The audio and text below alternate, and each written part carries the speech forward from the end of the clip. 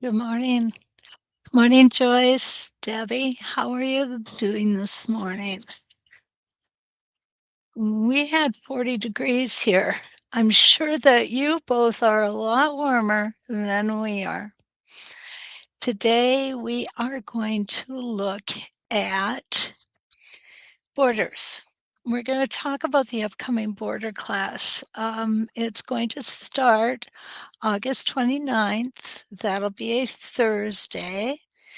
We're going to be meeting from 10 to 2 Central Time.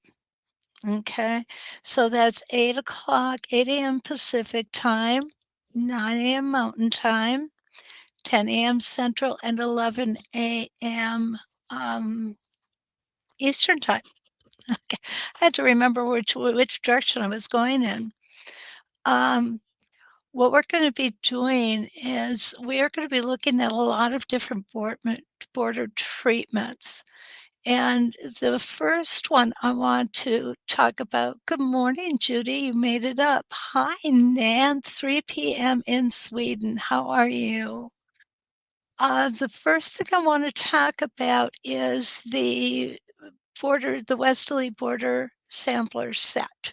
We've got Christina here from Sweden. We've got Jenny from the UK. Good morning, Linda and Evelyn. My goodness, we definitely are getting a whole cross section, not just of the US today, but the world. I appreciate that. Tara, good morning. How are you? Arlie is here. Oh my goodness. And Sandy is here from Tampa, Florida. So we've got New York to Florida. We've got Hi, Gail is in New Jersey. We've got the Valley of the Sun well represented from Arizona. Good morning, Janice. And Janice is just down the road. So awesome. So we're going to get started on with this class. There was a question that was posed to me. Good morning, Ruth Ellen. And the question was, even though this is a Zoom class, will the class be recorded and available? And Hilda's here from Perth, Australia. What I want to assure you is, and those of you who've taken my classes before, Donna, you're one of them. Good morning. Will know that I do record the teaching sections of the class. Jan here. Good morning, Jan. Those then are on the university and they are yours to keep forever. Not only do I record the class, but I also do write out instructions.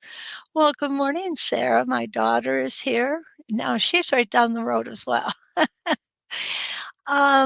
So what I like to do, hi, Di, good morning.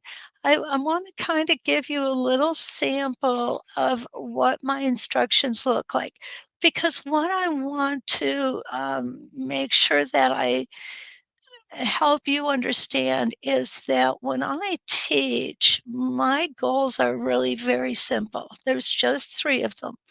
The first goal is to have a good time. I really think that if we're all relaxed and we're enjoying ourselves, we're going to retain it more than if we're sitting and half falling asleep in a lecture hall. I've done both. I picked my favorite and I hope it's yours. The other thing that I like us to do is to definitely learn something while you are there in class. And I like to learn by seeing, hearing, and doing. Okay, so those are the three ways we're going to learn. And the third goal is to have you feeling confident enough when you're finished with the class to be able to do it on your own. So you see, they're very simple goals, and there's a lot of ways we can reach those goals. And my goal as an instructor is to make sure that I meet your expectations and your goals. So let's just take a quick look here at instructions. I'm going to need to have some caffeine while I'm doing this. I hope you all have your coffee. So, what I do when I do my instructions, I like to make each task of the instructions into a photo with written instructions on how we're going to accomplish this. You'll see not well on this one because it's kind of far away from the camera, but I have measurements noted here, how we're going to mark, and I am going to show you a little bit of how we mark. And then we're going to talk about each individual template and how we're going to set that template on, in this case, the border, and how big it's going to be. We're going to use this stitching line disc as the foot. Now, why do I draw this out and use the stitching line disc as the foot? I'm so glad somebody out there asked. I'm sure I saw that question. The reason I do it is if I'm doing it on the machine, it's difficult to see. By doing it on a piece of paper with the stitching line disc, you have a full view of exactly what we are doing. So you'll see I go and set each step of the way. So the instructions, I think, are quite detailed. Um, I believe they work well. I've not had anyone complain about them, and we're going to do this type of instruction for each of the borders that we're going to learn.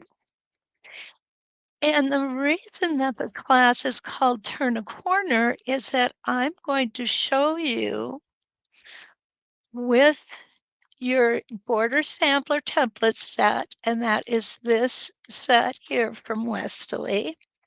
We have the continuous, I think this is the continuous curve. And we have the hard set in 2 sizes, and this is another continuous curve. Even though they're named the same, they're very, very different templates, very different templates. And then we have the rope with the echo. Now, I'm sure somebody's gonna say, "Well, that's only 4 templates. Why are you having a class with 5 sessions and only have 4 templates?" Well, because we're gonna throw more in. We're not gonna just do 4 templates. We're gonna do many more. And, well, Linda, I'm a mind reader. Awesome. Awesome. Um, okay, Joyce says, let's go ahead and take a look at Joyce's comment here. I've never quilted on my borders, but I watched you last week and really liked the idea. I'm going to attempt this on a table runner I just completed. Joyce, I am so happy to hear you say that.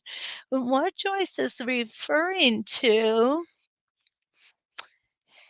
is this little template idea that we did last week with our Stepping Out template series. This brings me to another aspect of the class that I want to talk to you about, and that is we're going to do these 4, but I want you to learn how to use many of your other templates to do borders, okay? We can use a lot of different templates to do borders, and I think sometimes we don't appreciate all the different designs that we can make with our templates because we have beautifully written instructions in the template package, but um, they're not geared to using in other ways, okay? Spin effects, um, you can use as a border. I've done that. I've used several different spin effects as borders. And you can use Here we used our stepping out templates as borders. One of the things that I find really fun, and this is one we're going to learn in class, this particular border here is 2 templates. It's a 12-inch arc and a little tiny 1/4-inch circle. So you don't have to even have a whole lot of different templates. We can make a lot of awesome designs with just straight lines. We're gonna learn more about that next week too as we do parabolic curves. That sorry, I have to apologize. I had to push that off for a week because I wanted you to see this. Another template design or another border design, I'm sorry, that we're gonna use is using our, clamshell templates and a 12-inch arc. You can put as few or as many of the little swags in. You can template it or not. It's entirely up to you. The top one looks like this when it is not template. Personally, I love the template look. I love doing it. I get into, I don't wanna call it a rut because a rut sounds like a bad thing, and it's really not, but I'll go crazy templating everything that I do for a time, and then I say, "Okay, it's time to change it up." The other thing we can do, we can use our Derwent Inktense pencils in a lot of these. So we're gonna show you that as well. Now this whoopsie, sorry about that. This is extremely easy to do. It's just a wave ruler and the fill designs from Donnell McAdams. Again, template. Here I used 3 different fabrics. I used the top fabric and 2 template fabrics in an attempt to make it look kind of like a ribbon going back and forth. Um, I I gotta tell you guys straight up, I'm not ashamed to tell you I did not pick a really great fabric combination for this. I think we could have done a lot better. That I could have done a lot better. But these are some of the designs that we're going to look at. Not every border works well turning a corner. And quite honestly, some of these are not going to turn a corner well, but that's okay. What I'm going to do is I'm going to teach you how to put this from corner to corner and then use a cornerstone design in it to make that turn and keep the cohesiveness of the border together. Di says, "I love this border. Will it be in the class?" Di, I am not sure I caught which one you're talking about. However, these 3 borders will be in the class, okay? Along with these 4. And I wanna throw this back in there, okay? I wanna throw this back in there because we can use our mini spin effects, we can use our 4-inch arc, we can use a whole lot of different templates to come up with a very organic design, and I wanna make sure you know how you can turn that design and work with the templates that you have. So, yes, to answer your question, those will be yes, Donna, all of that I'm showing you this morning is going to be part of the class. Good morning, Kathy from Texas. Okay, we should all probably pay, like, Di has a really, really good point here. Bev, I didn't see you sneak, and good morning, and Rama, my friend, good morning to you. Kathy made it. I hope to get stitching too, Kathy. I've got quite a bit of projects I need to do. Lois is here from Delaware. Oh, Joyce has the sampler templates. I'm so glad. Okay. So Di says we should all probably play more on paper with our templates and stitching line discs. And the reason I really love that comment, Di, is that this is going to be one of those things that we're going to talk about and we're going to do in class. So I want everybody to make sure that they have stitching line discs. I guess I take for granted that everyone has them. San Antonio, Texas. Susie just entered the room. Good morning, Susie. So, yes, the reason I like doing the stitch outs, and I've got some sitting here off to the side. Not a lot, just a couple of them, I think. Yeah, I certainly do. And here they are. And this literally is how I come up with how I'm going to accomplish what I'm going to accomplish. Okay? Now, there's another reason that I feel it's important for us to do this on paper is because, for example, and let me pull out one of these templates. And I always end up pulling out my favorite one. Don't ask why, but that's just the way we are, I think. I don't have any favorite children, but I do. Just kidding, Sarah, just kidding. Brenda, good morning from Mississippi. Rama, you're in the US. Oh, awesome. Awesome. So happy you've made it here. So, what I was going to say is this particular template right here is the continuous border loop, 2 inches wide, 3 inches tall. Okay.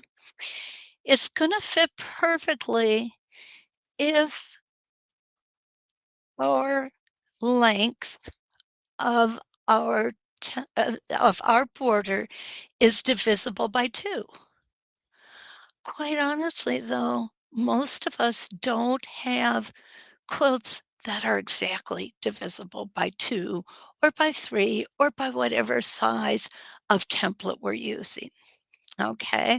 So, what we're going to do after we say good morning to Brenda from Mississippi and Rita from Northern Colorado is I am going to take you through a little bit of a journey on how to fudge these designs just a little bit so that they end up fitting perfectly into the width of your border, even if they're not divisible by 2.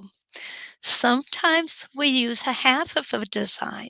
So what you're going to notice here, and it's hard to see because it is pencil, is here is where I just use a half a design, okay? And then what I've done here is I have made this measurement from the widest part to the widest part 1 7/8 inches.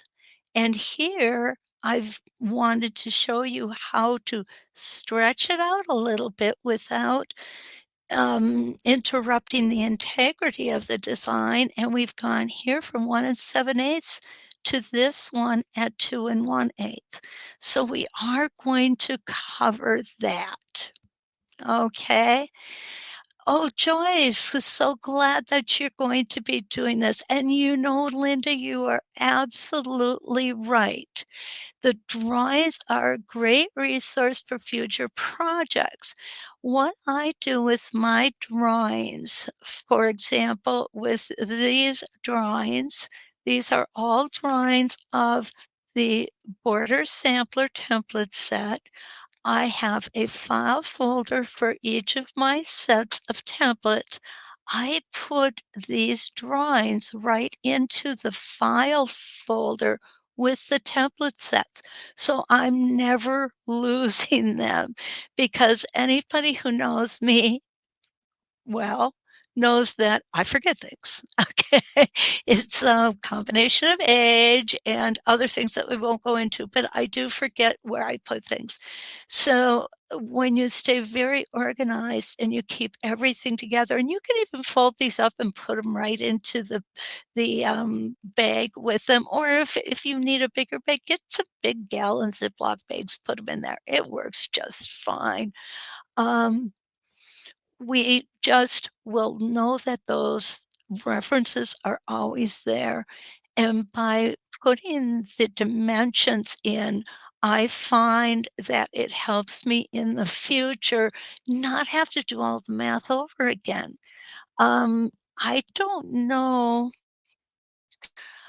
Oh, Donna asked, "Good morning, Sylvia. I'm sorry I didn't see you sneak in this morning." Mm, Donna asked, "What do you draw on? What kind of paper?" Well, there's a few different things that I use.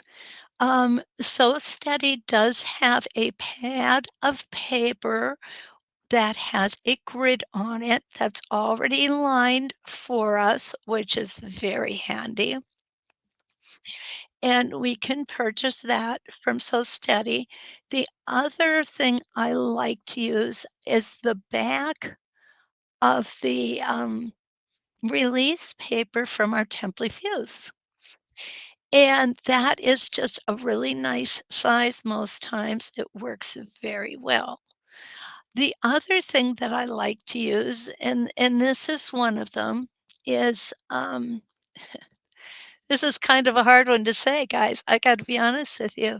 This is a pad of newsprint that my mom had, when she was still with us, that she used for sketching out her designs. She was an artist, and so I find that I am using up that paper, and I find that works well too. I have some gals use moving newsprint that they pick up at a big box store. It comes in sheets. You can even use typing paper, although for this class, it might be just a little bit small. I guess I really just aged myself by saying typing paper. I should have said copy paper or printer paper, actually. Copy paper is a thing of the past too, isn't it? So, those are options. Those are all options to what we want to use. I like the paper that's a little lighter weight. Good morning, Margaret from Melbourne, Australia. And Kathy is here from Bliss, Michigan, another Michigander. Yay. Okay, now Debbie says she uses recycled packing paper from her Amazon packages. Linda, I remember running a mimeograph machine. Oh my goodness. Now we're dating ourselves when we say that. Oh, remember the smell? I still can smell that smell. Okay, Donna says she uses sketch pads from the Dollar Tree for smaller designs. And she also reuses the paper that stores use to wrap fragile items. She irons out the wrinkles. That's great. And you know what? It is great. And that brings me to something else. Um, when I do my designs, when I'm drawing out my designs, I'm using 3 different types of marking implements. Okay. I am using a really sharp Sharpie. I am using a gel pen, and I am using a pencil, and I got a big eraser because I make a lot of mistakes. Okay. Um, the reason that I use these, okay, is because I use the Sharpie from where my fabric is. Okay, for example, this is going to be a 4-inch border. but we're only gonna use 3 inches of it. So I'm taking my gel pen and I'm cutting that down to the 3 inches we're going to use.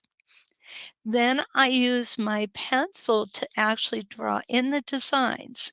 The reason I use the pencil is it's easily erased for when I make mistakes. Now you'll notice I did not say if I made mistakes, it's when I make mistakes.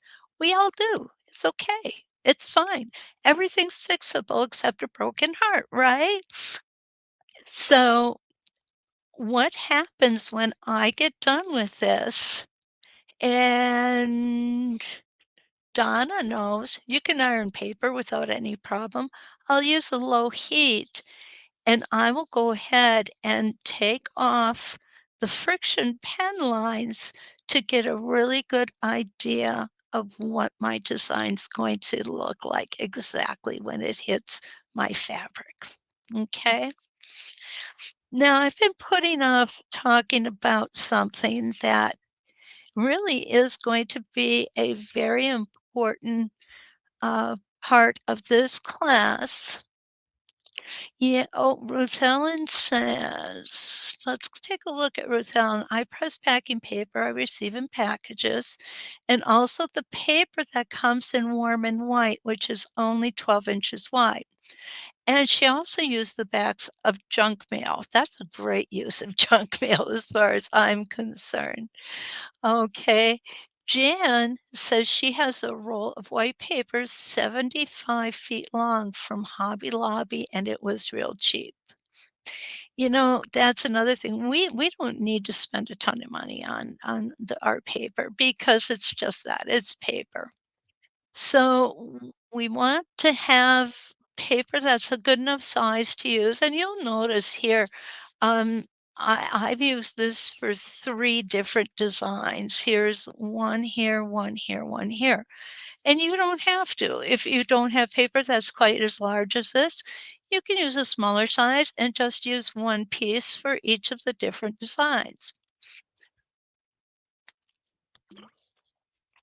Then asked Jen, how wide is that roll of paper? That's a really good question.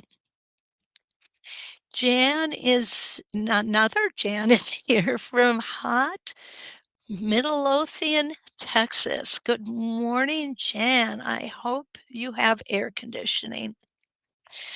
Okay, so this is going to bring me to the dreaded M question. And I know that it's a dreaded question because whenever I say in a class, okay, let me explain the math of it, almost everybody simultaneously goes, oh, okay, Jan, it's 18 inches wide, which is a really good width because these squares that I'm working on are 18-inch squares.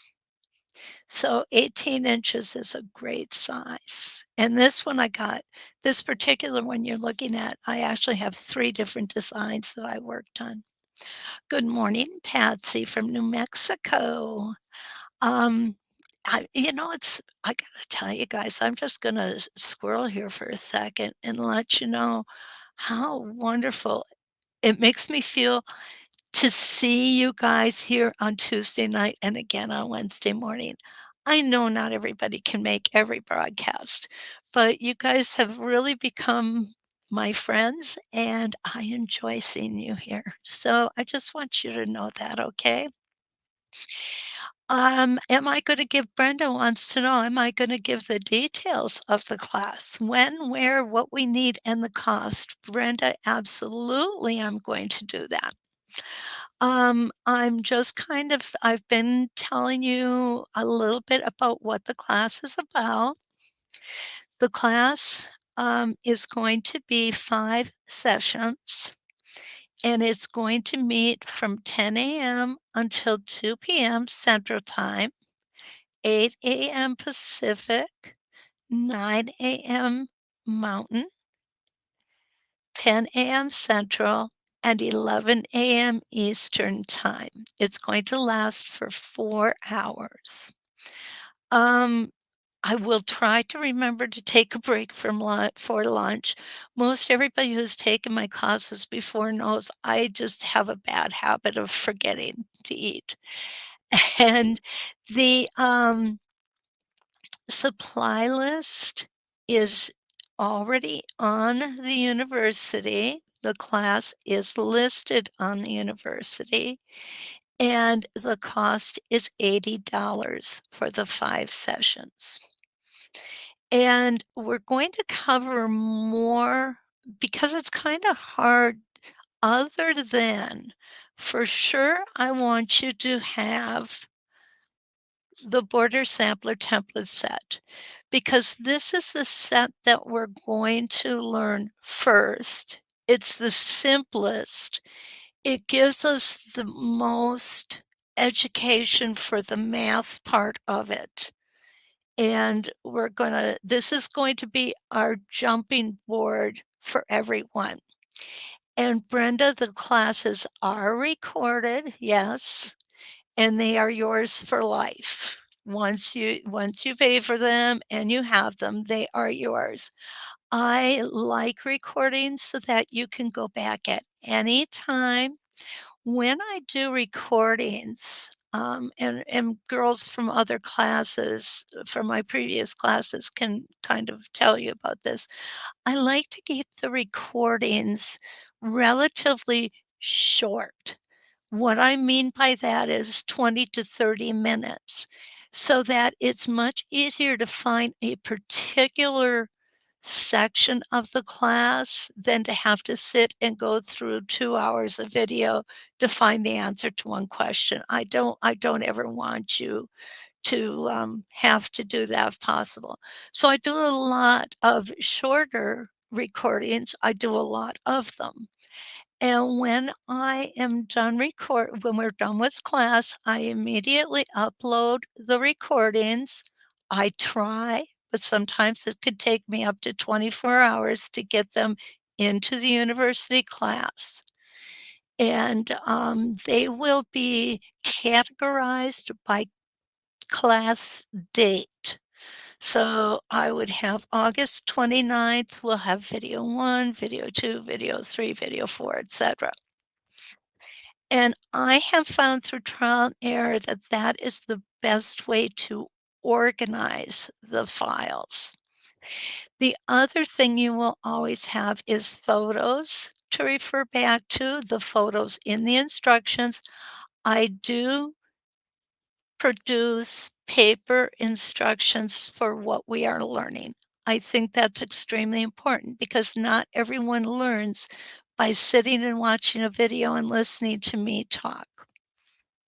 So you will have those instructions. And again, here is a sample of the instructions. And I like to use a lot of visuals in the instructions. So we use the stitching line disc to represent our foot, and I will show you each step. Each time we stitch a portion of that design, I will take a photo, and these are photos. These aren't artist renditions, okay? These are definitely photos, and we'll talk about that. So, Brenda, okay, yes, okay, I think I answered that. Yes, we are recorded. Will your class be available if I can't watch live? Patricia, good morning from Minnesota. Yes, it will be. It will be. Susie, good morning. And Donna, would we be stitching along in the class? Yes, Donna, we are going to be stitching in the class. The other thing that I want you to know is that I also make myself very available to my students. Phone, text, email, or through my website. Um, I also have a YouTube channel that I keep these classes on. They're set up through So Steady, but they are also on my YouTube channel and my Facebook, as well as Sew Studies channel and their Facebook, and we do keep those on. Okay. Mary, good morning. I hope it wasn't as cold up there as it is down here this morning.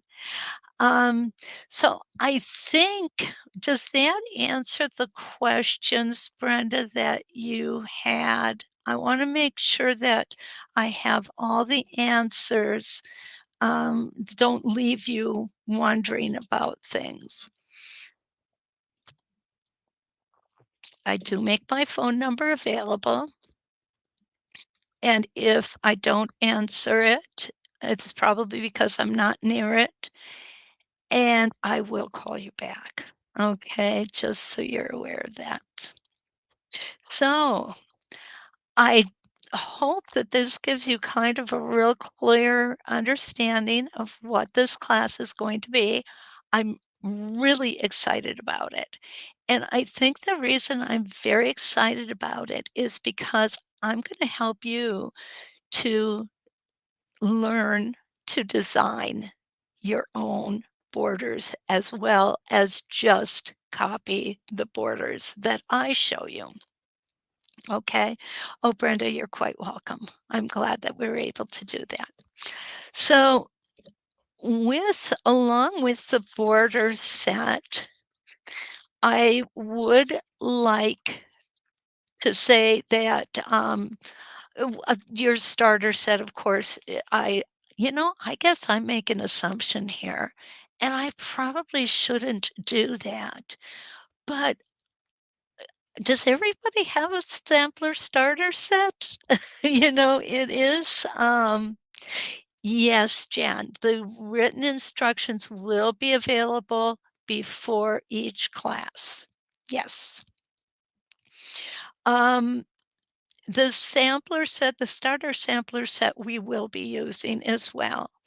As I mentioned when I was showing this particular border sample here, is that this is done simply with a 12-inch arc and a 1/4 inch circle.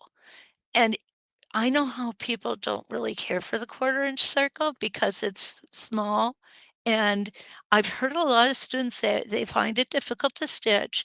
Hopefully, we can get you over that. But if not, you don't have to put that circle in there if you don't want to. You can template it or not, right? So there's a lot of leeway that I want you to feel that you have working these designs. And a lot of that leeway will include using the discs or using the templates that you already have. Di says that's the one she wants. Yeah, it's really easy, Di. I was just surprised. I was just fiddling one day, and that's what came out of my head. It does, Donna, yes. Donna said it does, make it look more interesting, and it draws your eye to the circle, and yes, that it absolutely does. So, we have so many things available to us. And my philosophy is let's use our tools to their utmost ability. And we sometimes don't always do that. So anyway, I do want to do a little bit of a stitch out here for you this morning. And we're going to take the continuous border loop. And this loop has the greatest markings on it. I love these markings. We have a vertical center line, a horizontal center line. We have the etched lines for our previous stitches going in either direction. And what's nice about this template is if you want to start on the right, go to the left, you can. If you want to start on the left, go to the right. It is so easy to use this template, guys. It really is. And it goes in every direction you want. And the nice thing about this one, I already worked the math out, okay? So what I found, and let's go ahead and take a little look here at the drawn out. And this is how I draw them out and keep them. I did a lot of erasing before I got to this point. I'm gonna be honest with you. These measurements don't just pop into my head randomly and turn out to be correct, okay? I'm wrong a lot of the time, and that's why I have this big eraser instead of a bunch of little ones, okay? One of the other erasers, I'm gonna be honest, I do not like the erasers that are on the end of the number 2 Ticonderoga pencils. They smear. I'll use a big white eraser as well. And, mom had a few of these, and I'm still using them. So they do last quite a while and they do stay soft, which really is good. If it doesn't, you can just kind of whittle off the end a little bit if it starts smearing. I just take my fingers and do this. Then, of course, I have to wash my hands after, but that's okay. And then it gives me a nice clean area to work with. So in working with the borders, I do like to put a miter corner in. I do miter my corners on my borders as a rule. If it's a baby quilt, maybe not so much, but if it's a quilt that's going to be, loved for a long time, I will. Linda, no, this actually is not a gum eraser. Gum erasers are erasers that are used by artists. They're usually gray in color, and you can actually kind of mold them with the heat of your hand. This is just a white eraser. I don't know if there's a special name for it, to be honest with you. So, you can buy these at any big box store. Right now is a great time to get these things because they've got all the school supplies out. They come normally covered in cellophane, and I leave them in cellophane until I actually start using it. So it stays soft, okay? Jeannie's here from Mount Vernon, Washington. Good morning, Jane. Brenda said, "Is there any prior experience needed for this class? I've never used these templates." Brenda, yes and no, okay? Now that may sound like a non-answer to you, but, we will be doing the border templates, and we will be learning them. So, no, there is no prior experience necessary for those. When we start getting to the real fancy ones, you can do those. It just may take you a little extra time, and it may take you drawing it out once or twice more, okay? But I know you can do this. Have you used templates in the past, Brenda? You just have not used these templates. Am I correct in assuming that?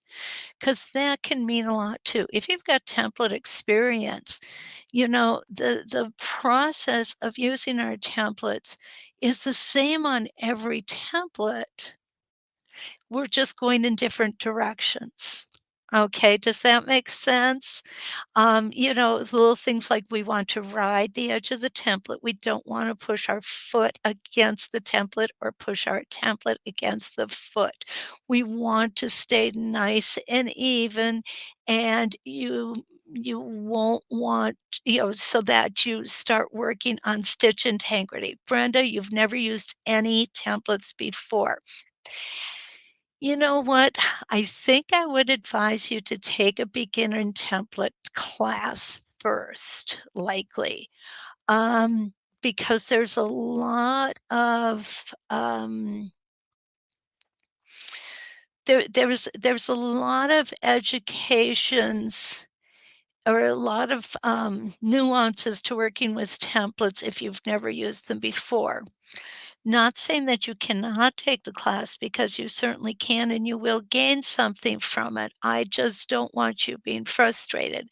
Now, if you go to SoSteady.com, Brenda, and go into their education page and go into the university, Donnell McAdams has a wonderful set of videos that are free that will help you get started with template quilting. And you can use that class in tandem with what we're doing if you feel as though you're ready to. What I don't want to do is I don't want to frustrate you with the more advanced designs, okay? So just know that that's, that's where I'm at. And Brenda, if you go under the instructor page,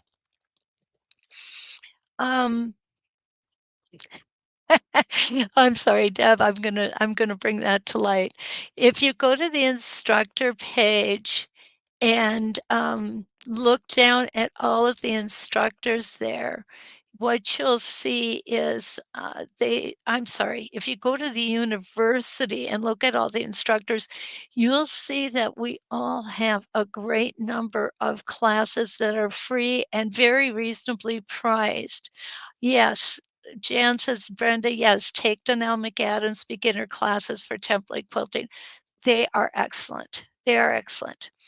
Now, with that said too, I always want to tell you, um, not all instructors teach exactly the same methods, and that's okay. Because what you can do is you can take the method that works best for you and use it. Just because I do something a certain way does not mean that it's the right or the wrong way. It's just my way. And if you find a way that works better for you, I am perfectly okay with that. Okay, just so you know. Joyce took the beginners classes. She said they're great. Brenda, you are quite welcome. I do want to be honest with you. I don't want anyone to ever come into my classes and get frustrated and give up on it. Debbie, that's so nice of you. She said she is totally a rookie, which I kind of question. But she says, Debbie Poole says, we do have a blast in Kathy's Zoom classes, which we do. And we all learn together. And she has never felt frustrated in one of my classes. Well, thank you, Debbie. I'm glad to hear that. That kind of feedback is really important to me. It's important to all of this. Deb Watkins says, and this is really important. So this I want to share with you because this is how I hope everyone feels when they're leaving my class. Deb says, I teach beginning ruler work class at my local quilt store, which is awesome, Deb. I'm so glad to hear that. It gives me such joy to see the gals come in terrified and leave chatting with joy. And you know what? That's the sign of any good teacher, Deb. Any good teacher is going to want to do that. I had to get a little bit of caffeine there. Jan says, are the Zoom classes live? Jan, yes, they are. They also are recorded so that you can watch them afterwards. Well, Christina, thank you so much. She says Kathy is a great teacher. Well, I don't know if I'm great. It's just what I love to do. I absolutely love teaching template and ruler quilting. I love designing it and I love teaching it. But the reason mostly that I love teaching it is because I have the best students in the world. And I could say that honestly, not just in the US, but in the whole world. So it makes it very easy. Okay, so When do they begin? Jan asks. We are going to begin August 29th, and we are going to be meeting from 10 a.m. to 2 p.m. Central Time. Donna said, live or recorded? Both. Donna, we are going to do the live Zoom class, and I will be recording the instruction portions of it, and we will have them available. Yeah. No, you don't have to comb your hair or get out of your PJs, Donna. Definitely not. I'll share a little secret with you guys. Last week, um, I had, my pajamas on while I was doing my class here. Oh, Christina had a great time in my class in January. Thank you, Christina. Is it every day? Oh, thanks for asking, Jen. Actually, no, it is 5 sessions that will be held alternating Thursdays. Okay? So that means we're gonna start on August 29th. Let me get my calendar out here. We're going to meet September 12th and September 26th, and then we're going to meet again on October 10, and October 24th will be our last class. Now, with that in mind, normally I will leave, and I know Jan is gonna laugh at this. I normally leave the following week available so that I can kind of regroup from a class and, do nothing, which doesn't mean I do nothing. Jan found that out. So, if we need to go another session longer, I like to leave that on the table. Basically, if we are doing well and we have something that we want to cover, maybe wasn't addressed in the initial class offering, I don't want to leave you guys feeling unfinished, if that makes a lot of sense. If you want to go further, we can do that, and I'm fine with that. Okay. Debbie Debbie says that she is a night owl. So 8 a.m. for her is way too early, but well worth getting out of bed for. And Debbie, you are right. We have such a good time. I just love this. I love this method of teaching. I love the fact we don't have to haul stuff, taking our sewing machines out. I live in the Great White North. Most people who don't know where I live think I'm from Canada because they say I've got a Canadian accent. I actually am from the Upper Peninsula of Michigan on the Great Lakes. And in the winter, it's hard for us to get out and about. So I just kind of like to do the Zoom classes. I think they're a great way to interact in real time and to have our recorded classes for posterity or review, I should say.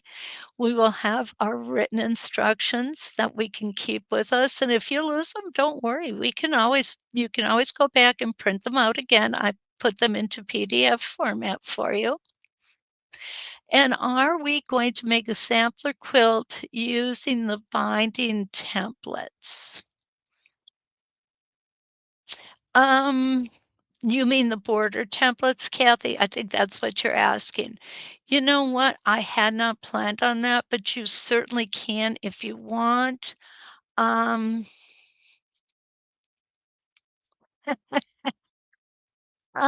because of turning the corners, it might be a little difficult, but let me kind of try and figure it out, Kathy, and see what I can come up with. Donna says she went on a great golf trip up there. It was gorgeous. She stayed in Traverse City Lake area.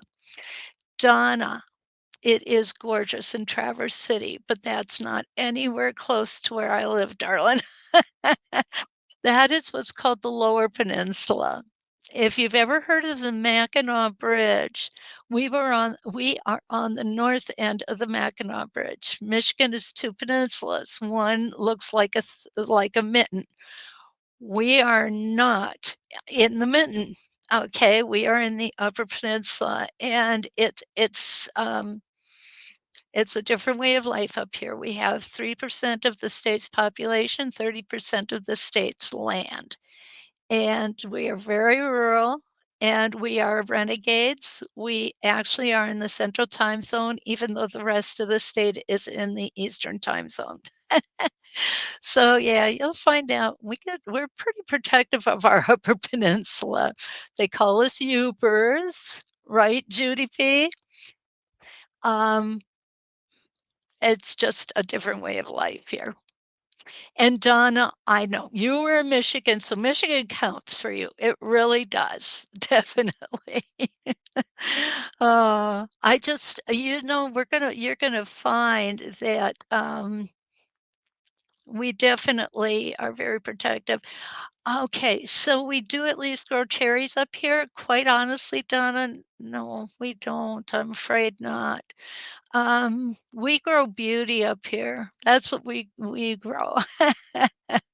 Yeah, Laura's been to Mackinac Island, and it is gorgeous there too. If you're going to visit Michigan, that's the place to go. And Traverse City, Donna, it's a beautiful, beautiful city. It really is. It's an awesome place to visit. So anyway, Dan loves the Upper Peninsula too.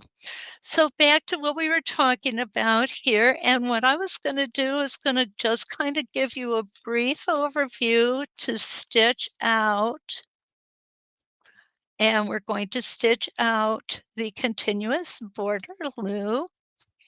And I've already gone ahead and drawn out how I am going to mark my quilt squares or my samples, which I decided after a little bit of thinking it through, I think we should do fat quarters for samples because it gives us enough turning room.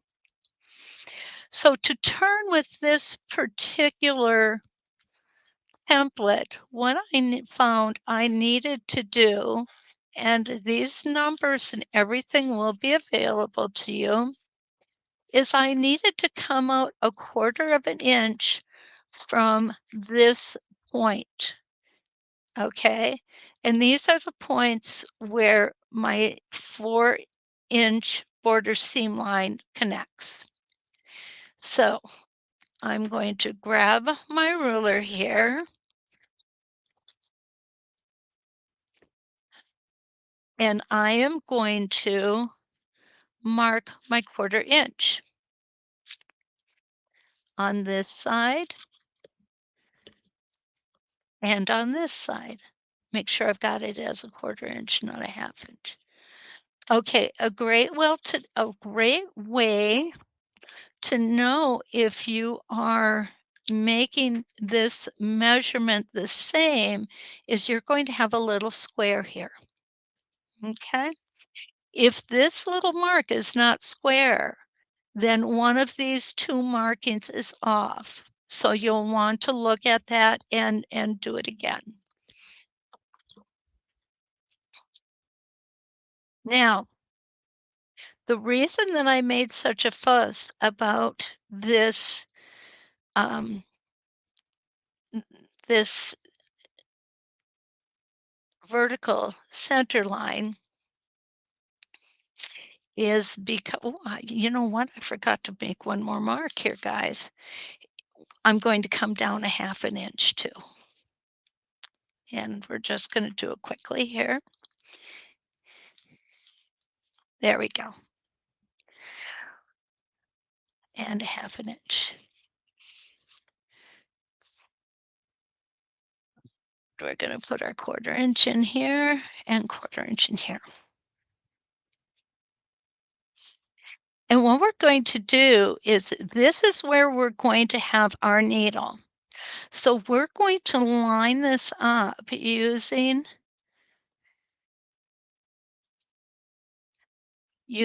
the diagonal center line and our spacing gauge, and we will move this up and down so that we have a 1/4 inch measurement on both sides.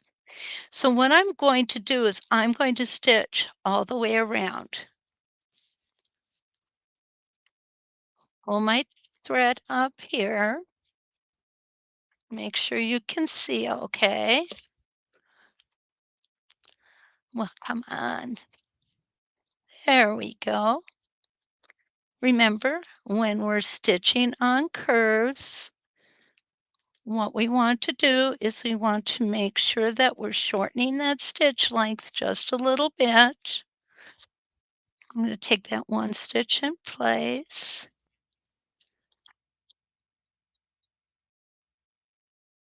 and I'm going to come down,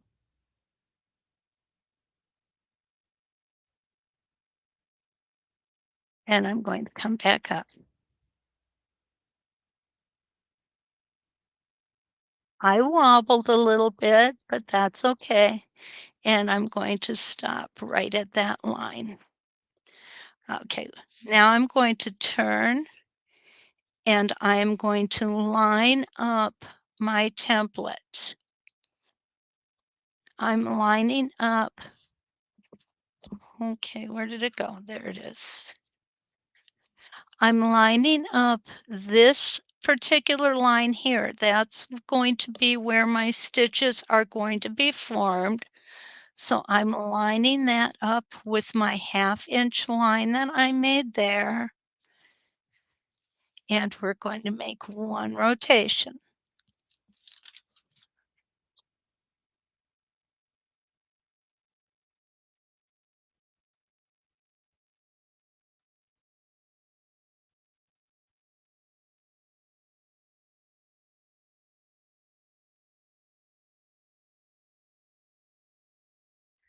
Okay, now all we have to do is move our template over.